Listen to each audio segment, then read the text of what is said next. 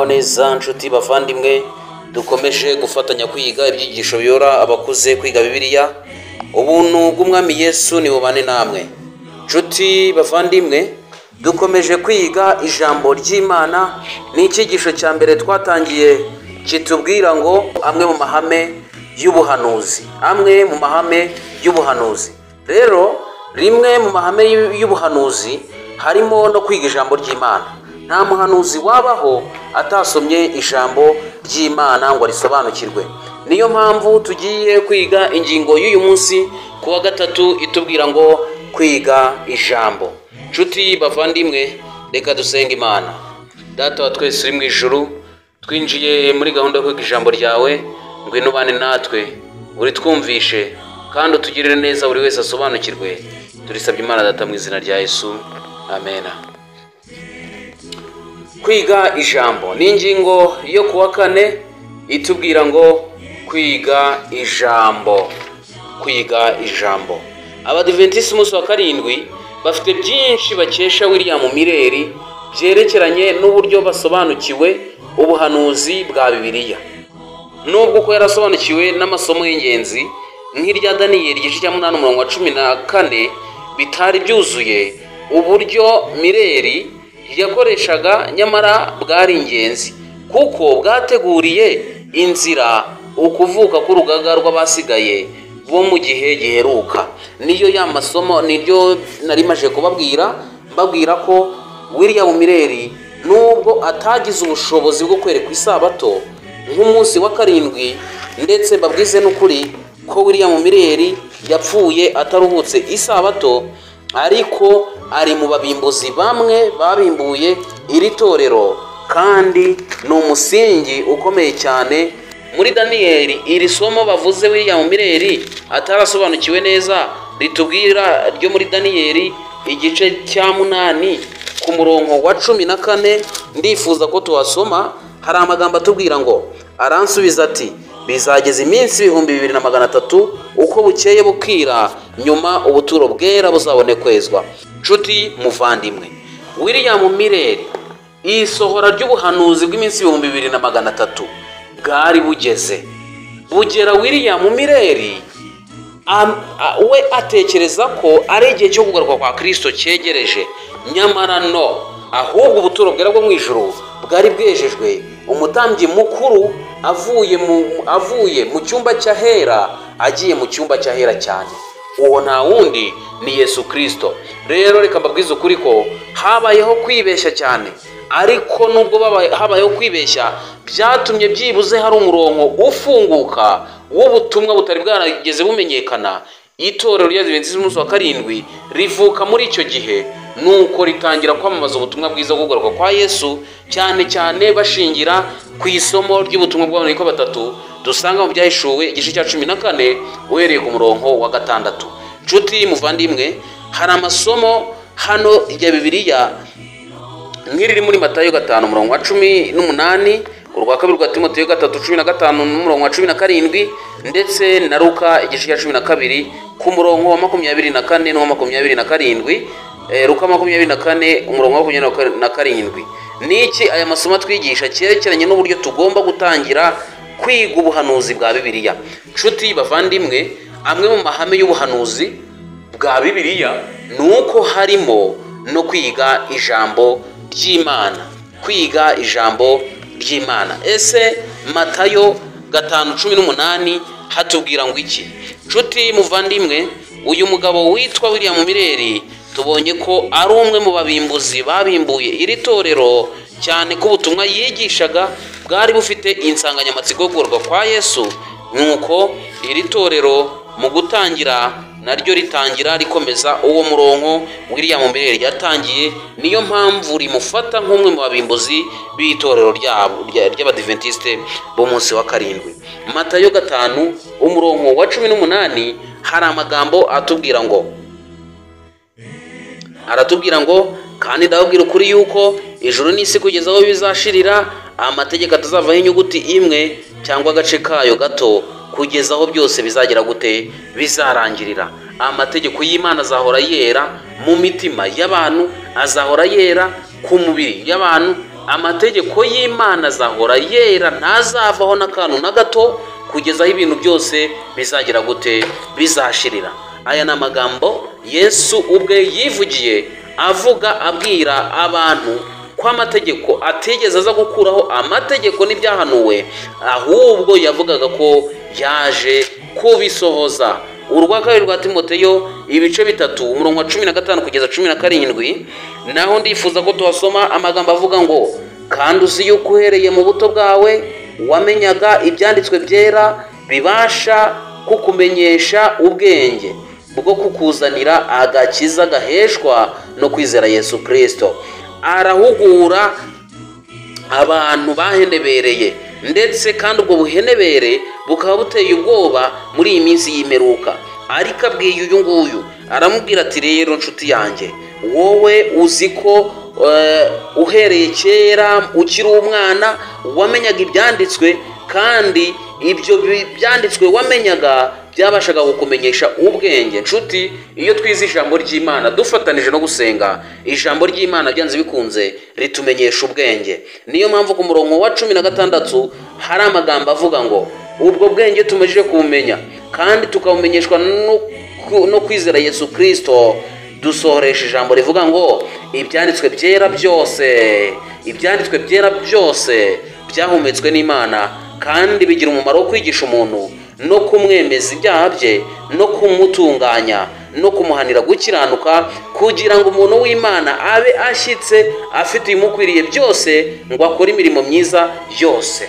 Umuntu wese ufite ibi byangombwa yaba umuhanuzi, yavuga ibintu byumvikana, kuko aba ayobowe n'imbaraga ya Mwuka Wera. Niyo mpamvu ibyanditswe byera byose byahumetswe n'Imana kandi bifite umumaro wo kutwigisha no kuduhana no kudutunganya, kugira ngo tube dushyitse dufite ibidukwiriye byose. Muri Luka igice cya 24 turasoma umurongo wa 27, twumve naho icyo havuga. Matayo Luka igice cya 24 turasoma ku murongo wa 27. Aha naho abigishwa bajyaga impaka z'ubukuru, nuko bifuza kuba bakuru, ariko Yesu arabwira ati, umukuru nuwuhe? Nuherezwa cyangwa nuhereza?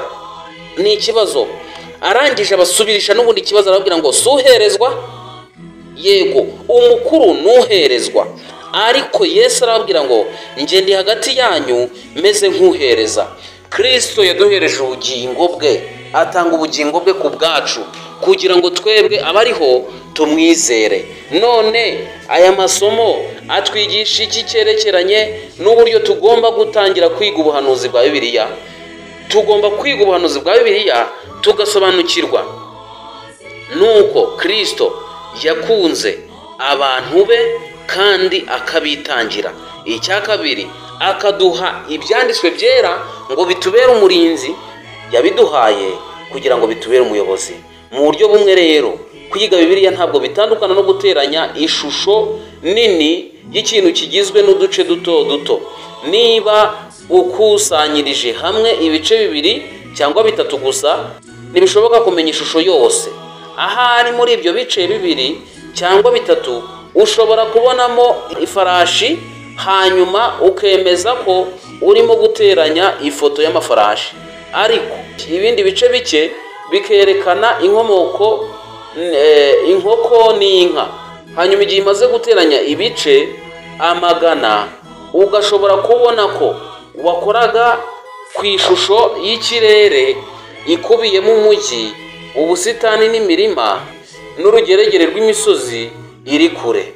Rimwe mu makosa y'ingenzi rero abakristo bakora mu gihe biga Bibiliya, nuko bafata ibyanditswe byera nk'ahantu hakubiyemo amagambo cyangwa imigani bashobora gukoresha kugira ngo bakemure ibibazo bahuye nacyo mu gihe runaka. Bamwe banifashisha urutonde rworoshye rwateguwe mu kwiga Bibiliya, usanga muri Bibiliya yitiriwe Abagidiyoni, aho ubasha gusanga amasomo y'ingenzi agufasha ku ngingo runaka, maze ukibwira ko ayo masomo ahagarariye umubare wose w'inyigisho za Bibiliya ku ngingo runaka. Muvandimwe, iyi ngingo iratubwira ko hari amasomo dufata tukayifashisha ugasanga niyo yashinze imizi, nyamara hakagira andi twirengagiza. Si icyo rero Imana iduhamagarira. Bibiliya yose yahumetswe n'Imana kandi ifite ububasha bwo kuduhanira gukiranuka. Niyo mpamvu tudakwiriye gusoma nk'abasomeye Bibiliya ba Gideyoni, oya, kuko yitondetse imirongo baba barakurangiye. Ahubwo tugomba gusoma ibyanditswe byera, kuko ibyanditswe byera nibwo buhanuzi, kandi ubuhanuzi nta bundi, ubuhanuzi ni Kristo.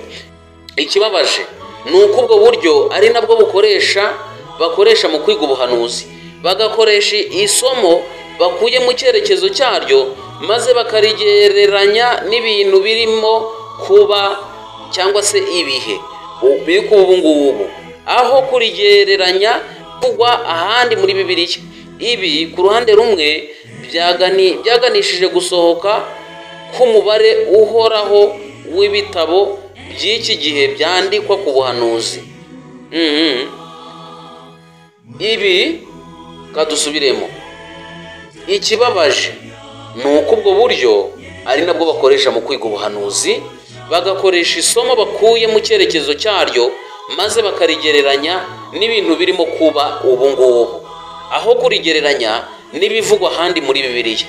Ibi ku ruhande rumwe byaganishije ku gusohoka k'umubare uhoraho w'ibitabo by'iki gihe byandikwa ku buhanuzi, kandi bikaba bivugururwa buri myaka mike runaka, kuko byabaga bidakubiyemo ukuri ku byo byavugaga byerekeranye n'ibyenda kuba ndetse n'igihe bizabera.